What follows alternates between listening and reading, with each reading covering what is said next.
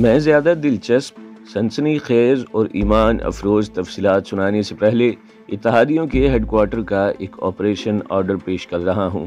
اس order میں فوجی اصطلاحیں استعمال کی گئی تھیں، میں انہیں عام فہم زبان میں پیش کرتا ہوں۔ یہ چھوٹا سا ایک اقتباس ہے۔ اس آپریشن کا مقصد ہے ایک گوریلا گروہ کا خاتمہ۔ فوج اس طرح حملہ کرے گی: مغربی سمت سے 3 بٹالین، مشرقی سمت سے 2 بٹالین اور ایئر فورس کے لڑاکا طیارے، جنوب سے 4 پلاٹونیں، شمال سے 1 بٹالین ایڈوانس کرے گی۔ اس حملے کو توپ خانے کی سپورٹ حاصل ہوگی۔ فضا میں دیکھ بھال کے لیے ایک آسٹریلیا کا طیارہ ہوگا۔ جس یونٹ کمانڈر کو ضرورت محسوس ہو وہ بریگیڈ ہیڈ کوارٹر سے رابطہ قائم کر کے رائل ایئر فورس سے لڑاکا ہوائی جہاز بلوا سکتا ہے۔ توپ خانہ یونٹ کمانڈروں کے دیے ہوئے ٹارگٹ پر فائر کرے گی۔ یہ جنگی طاقت جو اس آپریشن آرڈر میں بیان کی گئی ہے 2 بریگیڈوں جتنی ہے۔ 2 بریگیڈوں کو استعمال کیا گیا کس کے خلاف؟ صرف ایک گوریلا گروہ کے خاتمے کے لیے۔ یہ ساری دنیا نے دیکھا کہ انڈونیشی مسلمانوں کے ایک بھی گوریلا گروہ کا خاتمہ نہیں کیا جا سکا۔ میں انڈونیشی مسلمانوں کا ایک واقعہ سناتا ہوں جو ناقابل یقین ہے، لیکن اس کے گواہ برطانیہ کے 2 اخبار ہیں اور ہندوستان کے انگریزی اخباروں میں بھی یہ تصویر چھپی تھی۔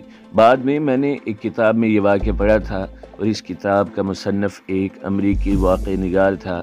ہوائی جہازوں کی لڑائیاں فضا میں ہوتی ہیں۔ ہوائی جہاز کو ہوائی جہاز ہی گرا سکتا ہے یا طیارہ شکن گنیں ہوائی جہاز کو مار سکتی ہیں، لیکن کون مان سکتا ہے کہ انڈونیشیا کے جنگلی نے برچی سے ایک طیارہ گرا لیا تھا؟ یہ لڑاکا ہوائی جہاز انگریزوں کی ایئر فورس کا اس وقت کا تیز رفتار ہوائی جہاز تھا جسے اسپیٹ فائر کہتے تھے۔ انڈونیشیا کے گوریلے جنگلوں میں ہی رہتے تھے۔ اس وقت انڈونیشیا کے جنگل بڑے گھنے اور دشوار گزار تھے۔ وہاں کسی کو ڈھونڈ نکالنا آسان کام نہیں تھا۔ اتحادیوں نے گوریلوں کے خلاف اپنے لڑاکا بمبار طیارے استعمال کیے تھے۔ برطانیہ کی ایئر فورس، جسے رائل ایئر فورس کہا جاتا تھا، کا ایک لڑاکا ہوائی جہاز وہاں کے ایک جنگل کے اوپر بہت کم بلندی پر اڑ رہا تھا۔ ایئر فورس کی زبان میں اسے درختوں کی بلندی پر اڑنا کہتے ہیں۔ اس ہوائی جہاز کے پائلٹ کو ایسا کوئی خطرہ نہیں تھا کہ نیچے سے اس پر طیارہ شکن گنیں فائر ہوں گی، اس لیے وہ اتنی خطرناک کم بلندی پر اڑ رہا تھا۔ نیچے ایک انڈونیشی برچی ہاتھ میں لیے کہیں جا رہا تھا۔ اس نے ہوائی جہاز کو اتنا نیچے اڑتے دیکھا تو وہ ایک اونچی ٹیکری پر چڑھ گیا۔ ایک بار یہ ہوائی جہاز اس کے اوپر آ گیا۔ ہوائی جہاز نے تو اس کی طرف توجہ ہی نہ دی، لیکن یہ جنگلی سا انڈونیشی ہوائی جہاز کو دیکھتا رہا۔ کچھ دور جا کر ہوائی جہاز پھر اس کی طرف آیا، اب کہ اس کی بلندی اور زیادہ کم ہو گئی تھی۔ ادھر یہ انڈونیشی بلند ٹیکری پر کھڑا تھا۔ جب طیارہ اس کے قریب آیا تو اس نے یہ برچی اس طرح ہاتھوں میں تان لی جس طرح وہ شیر پر پھینکا کرتا تھا۔ ہوائی جہاز اس کے اوپر سے گزرنے لگا تو اس نے پوری طاقت سے برچی پھینکی۔ اس جنگلی انڈونیشی کو یقیناً پتہ نہیں ہوگا کہ ہوائی جہاز کا نازک حصہ کون سا ہوتا ہے۔ ہوائی جہاز کی باڈی ایک پتلی سی دھات کی بنی ہوئی ہوتی ہے جو ایلومینیم سے بھی پتلی ہوتی ہے، لیکن اس میں ہوا کا انتہائی تیز دباؤ برداشت کرنے کی مضبوطی ہوتی ہے، لیکن یہ دھات ذرا سی بھی ضرب برداشت نہیں کر سکتی اور گولی اس میں سے نہایت آسانی سے گزر جاتی ہے۔ اس جنگلی کی برچی ہوائی جہاز میں ایسی جگہ اتر گئی جہاں آگے غالباً پیٹرول کی نالی تھی، یا ہو سکتا ہے یہ پیٹرول کی ٹینکی میں لگی ہو۔ ہوائی جہاز کی پیٹرول کی ٹینکیاں اس کے پروں میں ہوتی ہیں۔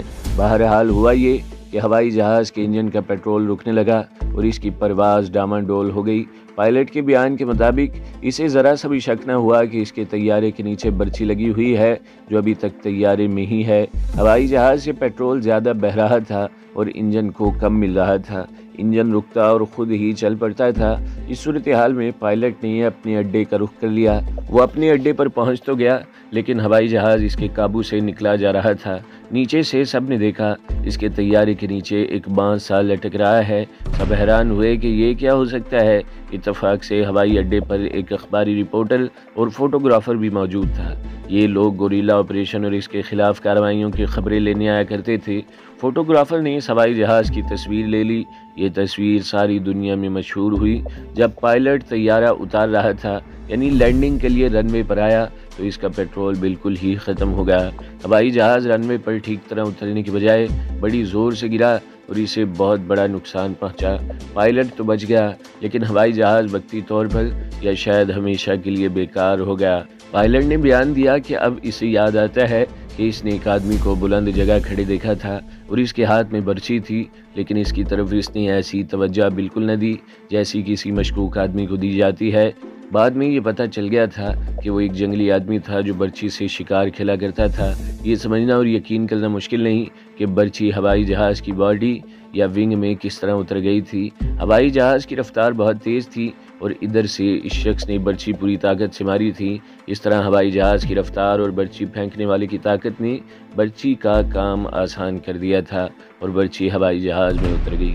اس واقعے کے بعد رائل ایئر فورس نے ایک حکم جاری کیا تھا کہ جنگل کے اوپر اڑتے ہوئے کوئی پائلٹ 500 فٹ کی بلندی سے نیچے نہ اڑے۔ اب انڈین آرمی کو انڈونیشی حریت پسند گوریلوں کے خلاف استعمال کیا جانے لگا تھا۔ میری بٹالین بھی کمپنی اور پلاٹون ہو کر بکھر گئی۔ ہر کمپنی اور ہر پلاٹون کو الگ الگ ٹاسک اور مشن دے دیا گیا۔ بٹالین ہیڈ کوارٹر ایک قصبے میں رہا۔ میں بٹالین ہیڈ کوارٹر میں تھا، آگے میرا کوئی کام نہ تھا۔ جب انڈین آرمی گوریلوں کے خلاف ایکشن میں آئی تو ایک اور ہی صورتحال پیدا ہو گئی، وہ یہ کہ انڈین آرمی کے مسلمان اکا دکا ادھر سے بھاگ کر انڈونیشی گوریلوں سے ملنے لگے۔ حریت پسندوں کا نعرہ مردیکا ہر طرف مشہور ہوگا۔ مردیکا کے معنی ہے آزادی۔ جب انڈین آرمی کے مسلمان ادھر سے بھاگ کر گوریلوں کے پاس جانے لگے تو ایک اور نعرہ مشہور ہو گیا، مسلم سما سما۔ اس کا مطلب ہے مسلمان ایک ہیں۔ یہی نعرہ تھا جو ایک روز مجھے بھی انڈونیشی حریت پسندوں کے پاس لے گیا اور میں نے ان کے پاس خاصا عرصہ گزارا۔ یہ بات سنانے سے پہلے میں ایک بڑا ہی جذباتی اور ولولہ انگیز واقعہ سنانا ضروری سمجھوں گا۔ یہ واقعہ تمام تر ہندوستانی یونٹوں میں مشہور ہو گیا تھا۔ یہ غالباً بنڈونگ کے علاقے کا واقعہ تھا۔ میں نے یہ واقعہ سنا تھا اور جس کا یہ کارنامہ تھا وہ میرے ہی علاقے کا رہنے والا تھا۔ وہ 8 پنجاب کی بٹالین کا حوالدار تھا اور اس کا نام حوالدار اکبر تھا۔ اتفاق سے میں نے اسے 2-3 مرتبہ دیکھا بھی تھا۔ 6 فٹ کا بڑا خوبرو جوان تھا۔ یہ تو میں سنا چکا ہوں کہ ولنیزری عورتوں کا کردار کس قدر گھٹیا اور شرمناک تھا۔ وہ فوجیوں کے ساتھ راشن پانی کے لیے اور بسکٹوں اور سگریٹوں کے ڈبے کے لیے اور شراب اور بیئر کے لیے دوستی لگاتی تھی، لیکن ایک ولنیزری لڑکی حوالدار اکبر پر ایسی فریفتہ ہوئی کہ اسی کی ہو کر رہ گئی۔ حالانکہ ولنیزری لڑکیوں کا یہ وتیرہ تھا کہ وہ اس کی ہوتی تھی جس سے انہیں راشن ملتا تھا، آج کسی کے ساتھ اور کل کسی اور کے ساتھ۔ لیکن یہ لڑکی اپنے دل میں حوالدار اکبر کی محبت لے بیٹھی۔ یہ بھی پتہ چلا کہ یہ لڑکی اکبر کو عیسائی ہو جانے کی ترغیب دیتی رہتی تھی، لیکن اکبر ایک لڑکی کی خاطر اپنا مذہب چھوڑنے پر رضامند نہیں ہوتا تھا۔ پھر بھی یہ محبت قائم رہی۔ اکبر نے لڑکی سے کہہ دیا تھا کہ محبت مذہب نہیں دیکھا کرتی۔ اگر مذہب کو ہی دیکھنا ہے اور تم میرے ساتھ شادی کرنا چاہتی ہو تو تمہیں اپنا مذہب چھوڑنا پڑے گا۔ لڑکی اس کے پاس آتی رہی اور دونوں اکٹھے گھومتے پھرتے رہے۔ یہ گواہی ہر کوئی دیتا تھا کہ اس ولنیزری لڑکی نے کسی دوسرے فوجی کی طرف دیکھنا بھی چھوڑ دیا تھا۔ ایک روز حوالدار اکبر کی کمپنی یا پلاٹون گوریلوں کے خلاف ایک مشن پر گئی۔ اطلاع ملی تھی کہ گوریلوں کا ایک گروہ فلاں جگہ موجود ہے۔ کمپنی وہاں تک پہنچی تو گوریلوں نے فائر کھول دیا۔ ادھر کمپنی بھی پوزیشن میں ہو گئی اور دونوں طرف سے بے پناہ فائر ہونے لگا۔ کمپنی کی نفری زیادہ تھی۔ نظر یہی آ رہا تھا کہ کمپنی ان گوریلوں کو گھیرے میں لے لے گی اور پکڑ لے گی یا سب کو ختم کر دے گی۔ گوریلوں کی طرف سے نعرہ بلند ہوا، مردیکا۔ پھر دوسرا نعرہ بلند ہوا، مسلم سما سما۔ حوالدار اکبر اچانک اپنی پوزیشن سے اٹھا اور اس نے بڑی ہی بلند آواز سے نعرہ لگایا، مردیکا، اور گوریلوں کی طرف دوڑ پڑا۔ اور پھر اس نے دوڑتے دوڑتے دوسرا نعرہ لگایا، یعنی مسلمان ایک ہیں۔ وہ گوریلوں سے جا ملنے کے لیے دوڑا جا رہا تھا۔ وہ مردیکا مردیکا کی نعرے لگا رہا تھا۔ کمپنی کمانڈر ایک انگریز کیپٹن تھا۔ اس بدبخت نے پیچھے سے حوالدار اکبر پر فائر کر دیا اور اکبر گوریلوں اور اپنی کمپنی کے درمیان گر پڑا۔ اس کی لاش اٹھانے کے لیے گئے تو گوریلوں نے فائر بہت زیادہ کر دیا۔ اس فائر سے 2-3 جوان مارے گئے۔ حوالدار اکبر گوریلوں تک نہ پہنچ سکا اور گوریلے کمپنی کے گھیرے سے نکل گئے۔ اکبر کو وہیں کہیں یا غالباً بنڈونگ میں دفن کر دیا گیا۔ وہ لڑکی اسے ملنے آئی تو اسے بتایا گیا کہ اکبر اس طرح مارا گیا ہے۔ اسے اکبر کی قبر بھی دکھائی گئی۔ لڑکی کا تو یہ عالم تھا جیسے اس کا دماغ معوف ہو گیا ہو۔ وہ زیادہ تر اکبر کی قبر پر ہاتھ پھیرتی اور دہاڑے مار مار کر روتی رہتی تھی۔ گھر والے اسے وہاں سے اٹھانے آتے تو وہ کاٹنے کو دوڑتی تھی۔ آخر ایک روز اس نے چلا کر نعرہ لگایا، آزادی آزادی، اور جنگل کی طرف دوڑ پڑی۔ بعد میں پتہ چلا کہ وہ واپس نہیں آئی تھی اور اسے انڈونیشی گوریلوں کے ساتھ دیکھا گیا تھا۔ ایک خبر یہ بھی سنی تھی کہ وہ مسلمان ہو گئی تھی، لیکن میں یقین کے ساتھ کہہ سکتا تھا انڈونیشی حریت پسندوں کی جنگ آزادی نے ایسے کئی ایک ولولہ انگیز اور ایمان افروز کہانیوں کو جنم دیا ہے۔ یہ تو تمہید ہے جو میں نے باندھی ہے، آگے جا کر تفصیلات پیش کروں گا، اور آپ ایک روز مجھے بھی اور انڈین آرمی کے بے شمار مسلمانوں کو بھی انڈونیشی گوریلوں کے ساتھ آزادی کا نعرہ لگاتے دیکھیں گے۔ میری یہ روید انڈونیشیا میں داخل ہو گئی اور اس نے میرے لیے ایک مشکل پیدا کر دی تھی۔ مشکل یہ کہ میں کوئی فیصلہ نہیں کر سکتا، کون سی بات حذف کروں اور کون سی سناؤں۔ وہاں گزارا ہوا ایک ایک لمحہ میری آنکھوں کے سامنے آ گیا ہے۔ جی چاہتا ہے ہر لمحے کی بات سناؤں، لیکن یہ ممکن نہیں۔ ممکن تو یہ بھی نہیں کہ میں بعض باتیں حذف کر دوں۔ بہرحال چیدہ چیدہ باتیں ضرور سناؤں گا۔ برما کے جنگل کی بات کچھ اور تھی، وہ تو پر اسرار اور خطرناک جگہ تھی جہاں کسی وقت کچھ بھی ہو سکتا تھا، اور ہوا بھی، لیکن وہاں میں اپنی ذات کو اور اپنے دین و ایمان کو بھی بھول گیا تھا، البتہ اپنے کردار کو، جسے آپ ایمان کہہ لیں، کچھ کہہ لیں، قائم رکھا تھا۔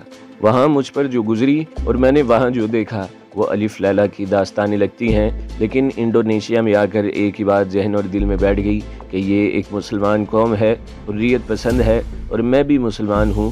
میں ایک بار پھر کہہ دیتا ہوں کہ اس وقت دنیا کے اس خطے کو انڈونیشیا نہیں کہتے تھے، کسی کے وہم و گمان میں بھی نہ تھا کہ ان جزیروں کے جھرمٹ کو انڈونیشیا کا نام دیا جائے گا اور ایک دن یہ اسلامی مملکت ہوگی۔ میں نے کفر کے خلاف جہاد دیکھا ہے تو انڈونیشیا میں دیکھا ہے، اس سے پہلے جہاد شمال مغربی سرحدی صوبے کے قبائلی علاقے میں دیکھا تھا۔ میں 2-3 بار کہہ چکا ہوں کہ میرا ایمان وہیں بیدار ہوا تھا۔ میں نے ملایا میں جب اپنی یونٹ میں جانے کا فیصلہ کیا تھا تو وہ مایوسی کے عالم میں کیا تھا، میں کچھ بھٹک سا گیا تھا۔ میرے دل نے یہ کہنا شروع کر دیا تھا کہ یہ تو خجل خوار ہونے کی بات ہے، بہتر ہے انگریزوں کی فوج میں واپس چلے چلو۔ لیکن انڈونیشیا میں ہمیں جب وہاں کے حریت پسند مسلمانوں کے خلاف مورچہ بند کیا گیا تو میرا ایمان پہلے سے زیادہ بیدار ہو گیا اور میں اپنے آپ کو پکا مسلمان سمجھنے لگا۔ میں نے انڈونیشیا میں جو دیکھا اور جو کیا وہ تو سناؤں گا ہی، لیکن میں بہتر سمجھتا ہوں کہ انڈونیشی حریت پسندوں کے متعلق غیروں نے بعد میں جو لکھا تھا اس کی تھوڑی سی جھلک پہلے ہی دکھا دوں۔ اگر میں نے ان کی تعریفوں کے پل باندھنے شروع کر دیے تو آپ کہیں گے کہ یہ شخص مبالغہ آرائی کر رہا ہے، اس لیے پہلے میں آپ کو غیروں کی رائے سناتا ہوں۔ انڈونیشیا کا زیادہ تر علاقہ جنگلاتی ہے اور جنگل اتنے گھنے ہیں کہ بعض جگہوں پر تو یہ آسمان بھی نظر نہیں آتا۔ بہت سے علاقے پہاڑیوں اور چٹانوں والے ہیں اور جزیرے تو بے شمار ہیں۔ میں اگر فوجی نقطۂ نظر سے بات کروں تو یہی کہوں گا کہ یہ علاقہ گوریلا جنگ کے لیے موزوں تھا، لیکن علاقے کا موزوں ہونا ہی کافی نہیں ہوا کرتا۔ لڑنے والوں میں بھی جذبہ نہ ہو تو قدرت کی عطا کی ہوئی ان سہولتوں سے اور نہایت اچھے ہتھیاروں سے بھی وہ کوئی فائدہ نہیں اٹھا سکتے۔ انڈونیشی مسلمانوں نے منظم گوریلا جنگ لڑی اور زمین کے خد و خال سے پورا فائدہ اٹھایا۔ اس کی تعریف امریکہ، برطانیہ اور دوسرے ملکوں نے بھی کی تھی۔ جس طرح انڈونیشی مسلمان لڑے ہیں اس طرح کوئی اور قوم جنگ آزادی نہیں لڑ سکتی۔ امریکہ سے ایک ماہانہ پرچہ نکلتا ہے جس سے آپ یقیناً واقف ہوں گے، اس کا نام ریڈرز ڈائجسٹ ہے۔ انگریزی کا یہ پرچہ ساری دنیا میں جاتا ہے اور لوگ اسے شوق سے پڑھتے ہیں۔ کہا جاتا ہے کہ اس پرچے میں چھپا ہوا ایک ایک لفظ حقیقت ہوتا ہے اور یہ مبالغہ آرائی سے پاک ہوتا ہے۔ میں جب مدت بعد اپنے وطن واپس آیا تھا تو میں نے دیکھا کہ ریڈر ڈائجسٹ ہمارے ہاں اتنا زیادہ مقبول ہے جتنا اپنا اردو کا کوئی پرچہ نہیں ہوتا۔ ایک بار میں نے اس پرچے میں انڈونیشی مسلمانوں کی جنگ آزادی کے متعلق تفصیلی مضمون پڑھا۔ چونکہ میں نے یہ جنگ ابتدا سے فتح تک دیکھی تھی، میں انڈونیشی مسلمانوں کے دوش بدوش کفار کے خلاف لڑا بھی تھا، اس لیے میں نے یہ مضمون بڑے شوق سے پڑھا۔ مضمون اس اخباری رپورٹر نے لکھا تھا جس نے یہ ساری جنگ آزادی اپنی آنکھوں دیکھی تھی۔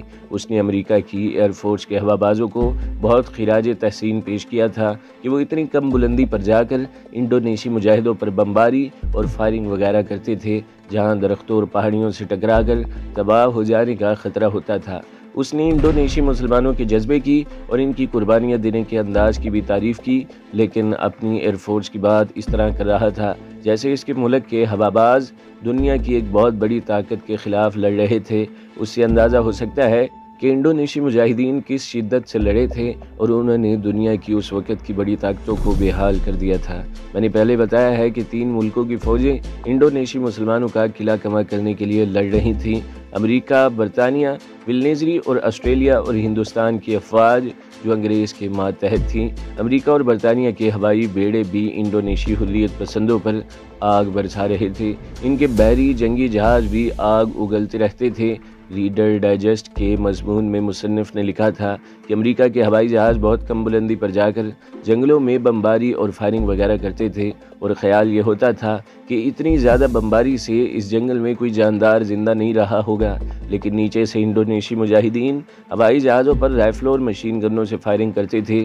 انہوں نے چند ایک ہوائی جہاز گرا بھی لیے تھے۔